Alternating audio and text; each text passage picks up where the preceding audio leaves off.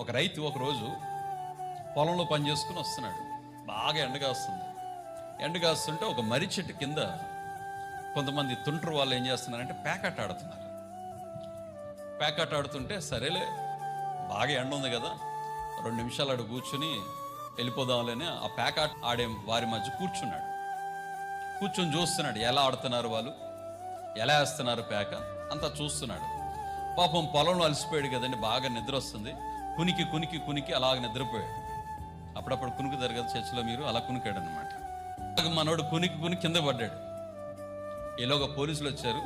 ఈ ప్యాక్ ఆడేవాడు ఏం చేశారు, చక్కగా ఈ నలుగురు మెల్లిగా సర్దుకుని పారిపోయారు. మనోడు దొరికిపోయాడు, పడుకున్నవాడు. లేపాడు, లే నీ స్టేషన్ తీసుకెళ్తున్నాడు అన్నాడు. అయ్యయ్యా, నాకు ప్యాకెటే తెలియదండి, దాని ముఖమే తెలియదండి, అది ఎలా ఉంటుందో ఎలా. అదేంట్రా, నువ్వు ప్యాకెట్ ఆడ తెలియదు, నువ్వు ఎక్కడ కూర్చున్నావు, నీ ముందే ఉన్నాయి, నువ్వు కూర్చున్న ప్రదేశం ప్యాకెట్ ఆడే ప్రదేశంలో కూర్చున్నావు, నీ ముందేమున్నాయి, ప్యాక్ పరిచి ఉంది. నాకు ప్యాకెట్ తెలియదంటే నేను నమ్మేయడానికి నేను ఎర్రని అనుకుంటున్నావా, పదా స్టేషన్ కానీ. నిజం చెప్పాలంటే ఆ వ్యక్తికి ఏమీ తెలియదు. ఏదో చల్లగా ఉంది, కొంచెం కూర్చొని పోదాం అనుకున్నాడు. కానీ వాళ్ళు పొందవలసింది మనోడు పొందుకున్నాడు. ఈనాడు కూడా మనం ఒక్కొక్కసారి చిన్నదే కదా, ఏముందిలే, ఏం కాదులే, ఆ పెద్ద పరిస్థితులు ఏమున్నాయి లేని ఒక్కొక్కసారి చాలా లైట్ తీసుకుంటున్నావు. కొన్ని స్థలాలు బైబిల్ గ్రంథంలో చాలాసార్లు మీకు బోధిస్తుంటాను.